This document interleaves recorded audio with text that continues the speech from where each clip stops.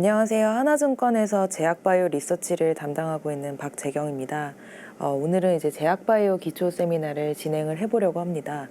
아무래도 굉장히 광범위한 이제 산업이다 보니까 이번 1시간으로 조금 다소 부족할 수는 있겠지만 개괄적인 내용을 잡는다고 생각을 해주시면 감사할 것 같습니다.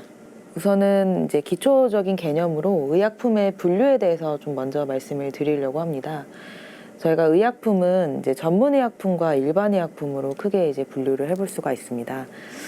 전문의약품과 일반의약품을 나누는 가장 큰 차이는 의사의 처방이 필요하느냐, 필요하지 않느냐에 따라서 나뉜다고 보시면 됩니다.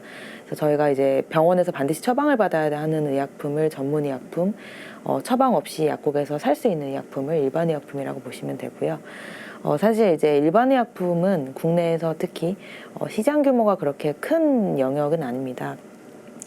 일반의약품에서는 이제 100억 이상만 사실 국내에서는 매출이 나와도 블록버스터라고 이제 부를 정도로 사실은 조금 더 작은 마켓이라고 보시면 될 것 같고요. 이제 보시는 대부분의 회사들은 전문의약품을 주업으로 영위를 하고 있습니다. 그래서 전문의약품을 조금 더 상세하게 나눠보면 오리지널 의약품과 복제의약품으로 나눌 수가 있습니다. 이제 복제의약품을 먼저 말씀드리면 이제 이런 오리지널 의약품, 신약, 저희가 신약이라고 부르는 의약품들은 특허 기간을 모두 가지고 있습니다. 그래서 그 특허가 만료되면 이제 복제약이 저희가 출시가 되게 되는데, 그 복제약을 또 두 가지로 나눠보면 이제 제네릭이라고 하는 복제약과 바이오시밀러로 또 분류를 해볼 수가 있습니다. 제네릭은 저희가 일반적으로 보는 이제 대부분의 약물들은 사실 화학 합성을 기반으로 생산이 되고 있습니다. 그래서 이런 흔히 보시는 모든 알약은 다 여기에 해당이 된다고 보면 되고요. 이런 저희가 흔히 보는 약들의 어떤 이제 복제의약품을 저희가 제네릭이라고 부르고, 바이오시밀러는 화학 합성 의약품이 아닌 바이오의약품의 이제 복제의약품을 저희가 바이오시밀러라고 부릅니다. 이제 사실 이 바이오시밀러도 따로 챕터를 둬서 설명해야 될 만큼 양이 사실 굉장히 광범위하고 많은데, 제가 좀 정의만 말씀을 드리면 바이오 의약품은 생산 과정에서 저희가 생물을 이용합니다. 이제 현재 가장 많이 쓰이고 있는 항체 의약품 같은 경우에는 동물 세포를 활용해서 생산이 되는데, 이러한 경우에는 아무리 저희가 복제약을 만든다고 해도 생산 과정에서 다른 동물 세포를 사용하게 되면 그것이 100% 일치한다고 볼 수는 없습니다. 그래서 FDA에서는 이런 바이오 의약품의 복제 의약품은 100% 같은 이제 제네릭이라고 인정할 수가 없다고 이제 정의를 내리고, 바이오시밀러라는 다른 이름으로 현재 부르고 있는 상황입니다. 그래서 제네릭과 바이오시밀러는 의약품의 형태에 따라서 나눠진 거라고 봐주시면 될 것 같습니다.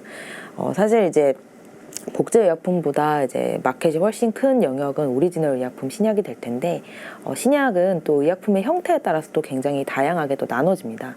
제가 관련해서 조금 뒤에서 더 설명을 드리면, 이제 의약품의 종류를 이렇게 형태에 따라서 다양하게 나눠볼 수가 있습니다.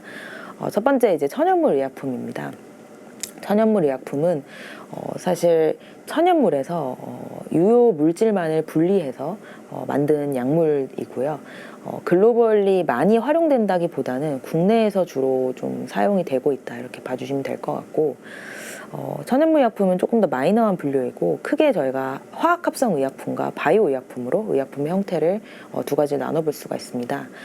합성 의약품은 활성 화학 물질을 기반으로 이제 그 화학 구조를 바탕으로 합성되는 의약품들이고, 사실 지금까지 아마 일상생활에서 보시는 모든 의약품들은 다 여기에 해당이 된다고 보시면 됩니다.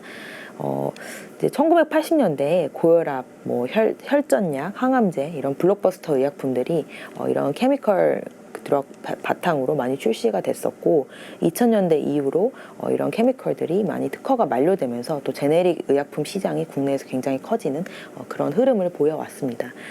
이 케미컬도 제가 그냥 한 가지 분류로 말씀드리기는 하지만 사실 이 내에서도 좀 진보가 계속 일어나고 있고요. 과거에 이제 굉장히 오래된 케미컬 드럭들, 뭐 아스피린이나 뭐 아세트아미노펜, 뭐 이런 약물들은 사실 자연에서 있는 구조를 그러니까 흉내내서 만든 이제 의약품들이 많이 있었습니다. 하지만 최근에는 이런 합성 의약품 쪽도 진보를 해서 그런 새로운 구조를 설계하는 것들이 굉장히 복잡하게 또 점점 정교하게 이 분야도 이루어지고 있는 상황입니다. 그리고 이제 바이오 의약품이 있는데요. 이제 바이오 의약품을 저희가 세대로 뭐 구분을 해본다면 1세대, 2세대, 3세대 뭐 이렇게 나눠볼 수가 있습니다. 근데 제가 이런 부분을 말씀드릴 때 꼭 이제 드리는 말씀이 이런 세대의 구분이 우월과 열등을 말하는 것이 아니라고 계속 말씀을 이제 반복적으로 드리는데 케미컬 드럭, 바이오 드럭 이렇게 저희가 나누고 1세대, 2세대 이렇게 나누다 보면 아무래도 이제 케미컬보다는 바이오가 더 뭐 우월하고 1세대보다는 3세대 의약품이 더 우월하다 이렇게 인식하실 수가 있는데 사실 각각의 역할이 다 다른 거기 때문에 각각의 분야에서 서로 진보가 일어나고 있고 이런 세대 구분은 사실 등장의 순서에 따른 구분이라고 이해를 해주시는 게 더 맞을 것 같습니다. 그래서 1세대 바이오 의약품 먼저 말씀을 드리면 1세대 바이오 의약품은 저희가 제조와 단백질 의약품이라고 얘기를 하고요. 최초의 이런 1세대 단백질 의약품은 인슐린입니다. 과거에는 인슐린을 돼지 췌장에서 이제 뽑아서 합성을 했었는데 돼지 췌장에서 뽑아서 사용을 했었는데 그러한 방식이 굉장히 비효율적이고 뭐 그렇기 때문에 그런 거를 이제 인슐린을 합성하려는 시도들이 생겼고요. 그래서 지금 현존하고 있는 펩타이드 의약품, 뭐 인슐린이나 뭐 EPO 그리고 최근에 많이 들어보셨을 당뇨 비만에 사용되는 GLP-1 등등이 이제 1세대 단백질 의약품에 해당이 됩니다. 그러니까 저희가 뭐 흔히 펩타이드 의약품이라고 부르는 것들이 여기에 해당이 되게 되고요. 이제 2세대를 제가 이따 말씀을 드릴 건데 2세대 단백질 의약품에 비해서 1세대 의약품들은 좀 분자량이 좀 작습니다. 그래서 생산을 하는 과정에서 박테리아를 활용해서 생산이 가능하다는 이제 생산이 조금 더 2세대보다는 쉽다는 그런 특성을 가집니다.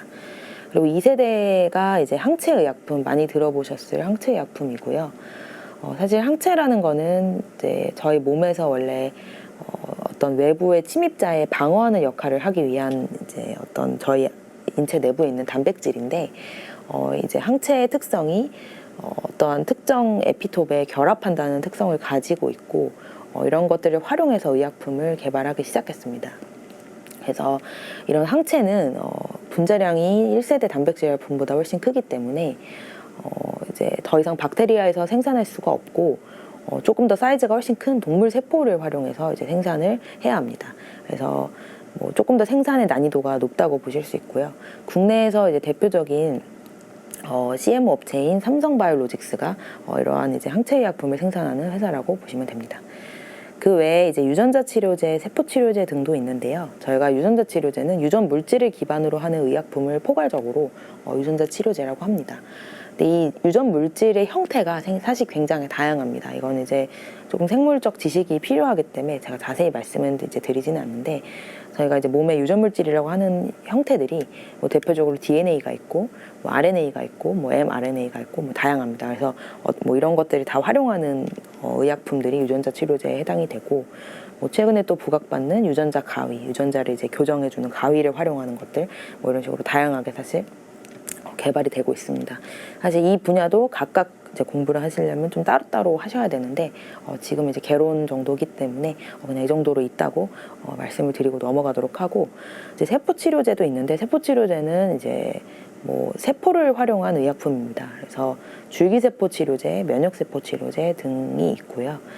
줄기세포도 또 그 내에 수많은 또 분류들이 있습니다. 유래나 뭐 세포 유래에 따라서 또 다양하게 분류가 되는데 뭐 이 정도는 참고로 봐주시면 될 것 같고 이제 면역세포 치료제는 최근에 이제 항암 치료 중심으로 많이 활용이 되고 있습니다. 그래서 저희 몸에 있는 면역 세포를 활용해서 이제 암을 치료하려고 하는 시도들이라고 보시면 되고 뭐 제일 현재 가장 활발하게 개발되고 있는 거는 카티라는 의약품인데 관련해서도 뭐 상세하게 이제 말씀드리긴 좀 어려울 것 같아서 그냥 카티라는 세포 치료제가 최근에 항암 영역에 많이 활용되고 있다.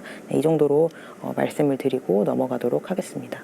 여기까지 이제 의약품의 분류에 대한 내용들을 간단하게 소개를 드렸고 이제 앞으로는 신약 개발의 특성을 조금 자세히 말씀을 드리려고 합니다. 신약 개발 산업이 굉장히 독특한 산업이라서 좀 이 부분을 따로 설명을 드리려고 하고요.